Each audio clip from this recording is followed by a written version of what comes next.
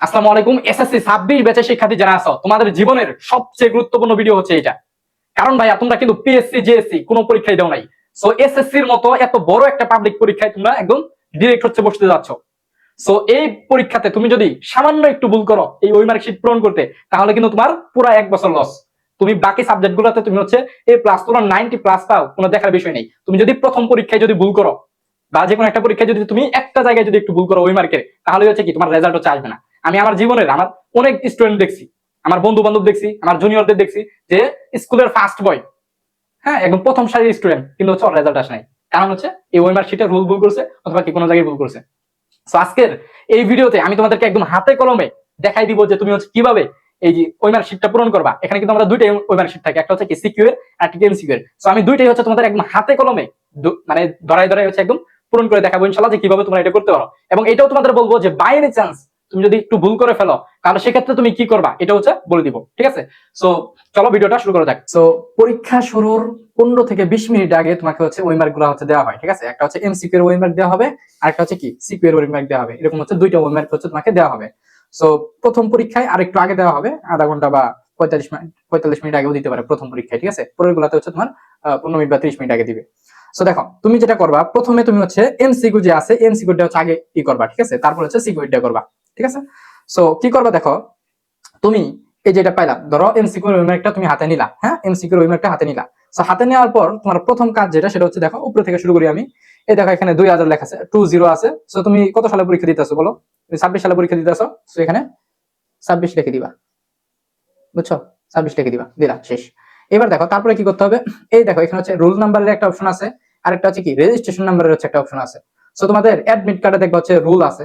Suppose আমি যদি আমার রুলটা লিখি, আমার রুল ছিল হচ্ছে 17, তারপরে 18, তারপরে দুইটা বলবো না, তারপর ধরো আন্দাজে লিখে দেয় একটা 3 আর একটা ধরো 9, ঠিক আছে? ধরো এরকম ছিল। সো আমাদের 2 2 4 6 6 ডিজিটের রুলই থাকে, হ্যাঁ আমাদের সময় ছিল, তোমাদের সময় তাই।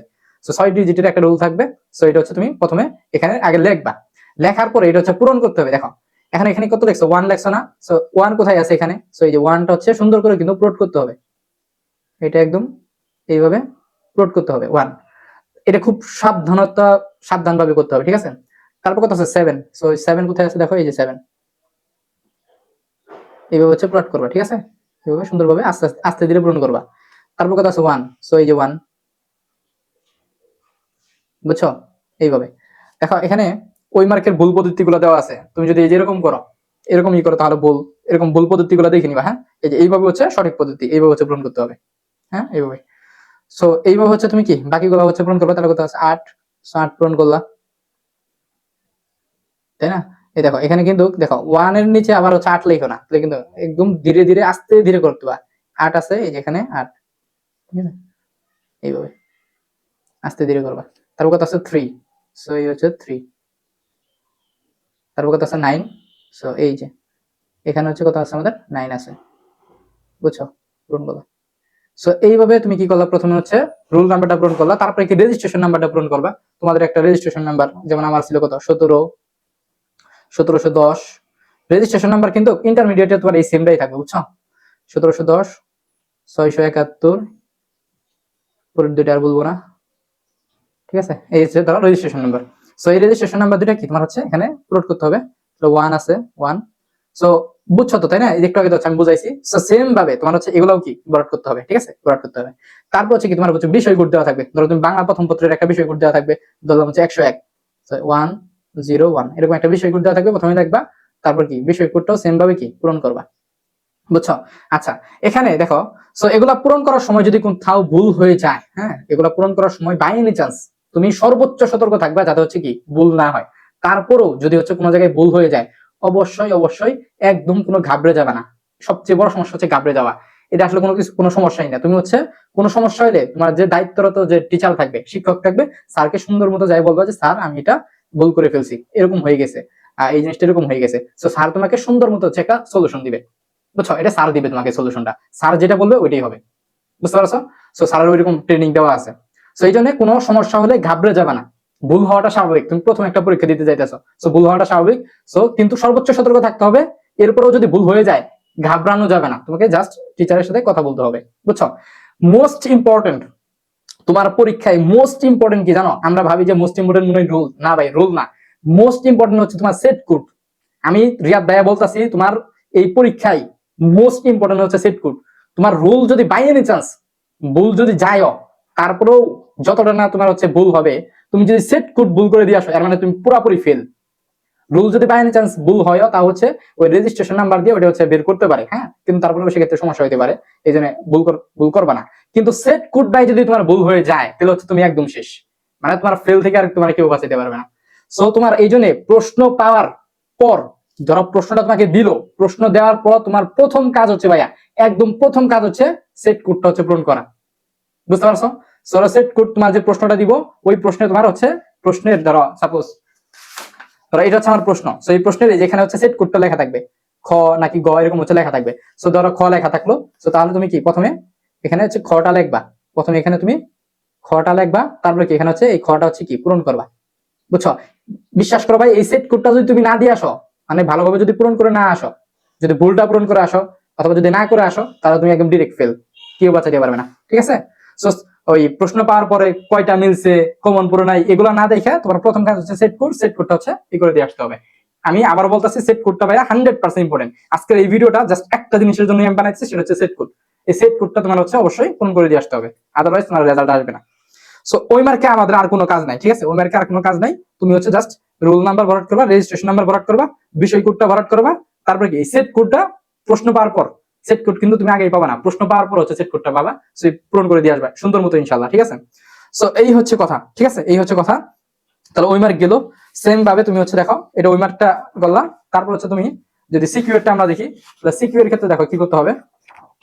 সিকিউর ক্ষেত্রে তোমার দেখো এই যে এখানে দেখো, এখানে কয়েকটা অপশন আছে, এসএসসি দেখতেছো, হ্যাঁ এসএসসি, এইচএসসি নাকি এরকম। সো তোমার কি এসএসসি, তাহলে এসএসসি তে একটা টিক দিবা, হ্যাঁ এসএসসি তে একটা টিক দিবা, তারপর এখানে কি 2026 লাগবা, 26 লাগবে, কি 26 লাগবা, ঠিক আছে 26 লাগবা।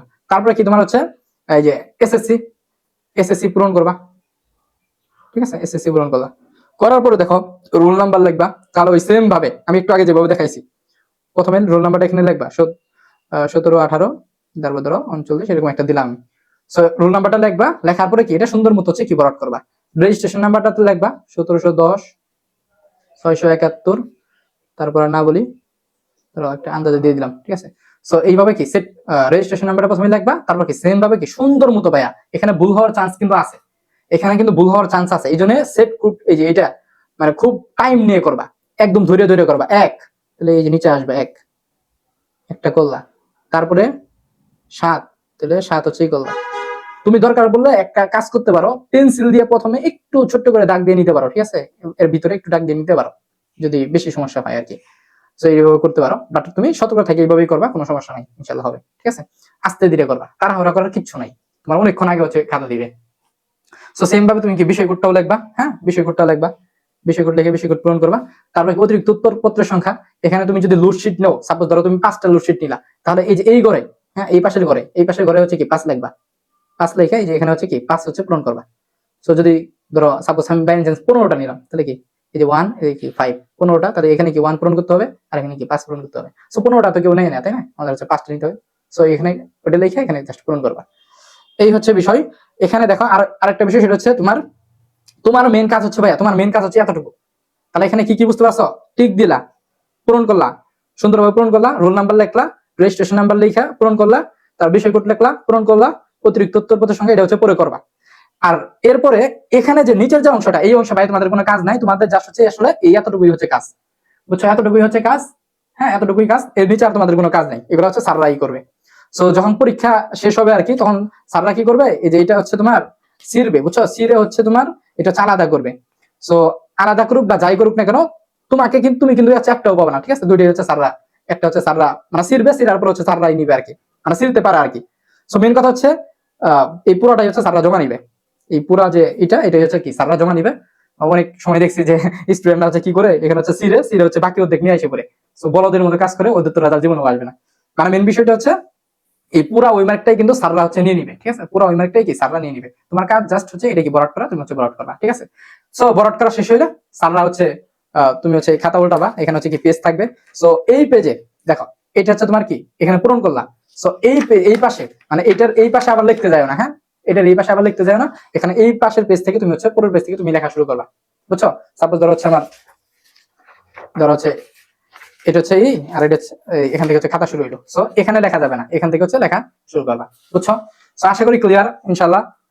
আর হচ্ছে আরেকটা বিষয়, সেটা হইলো আমি অনেক ভালো স্টুডেন্টদেরও দেখছি এরকম হইতে, এটা আসলে তোমার বদুয়ার ফসল, ঠিক আছে? এই জন্য কারোর সাথে কোনো বেয়াদবি করবে না, কারোর সাথে কোনো বেয়াদবি করলে মাপ ঠাপ চাইবা, প্লাস তোমার মা বাবার কাছে হচ্ছে দোয়া নিয়ে যাবা ইনশাল্লাহ।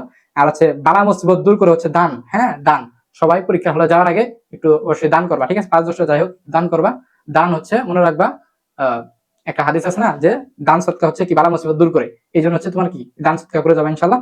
আশা করি খুব ভালো তোমাদের পরীক্ষা হবে ইনশাল্লাহ। সো ধন্যবাদ সবাইকে, আসসালামু আলাইকুম, আল্লাহ হাফেজ।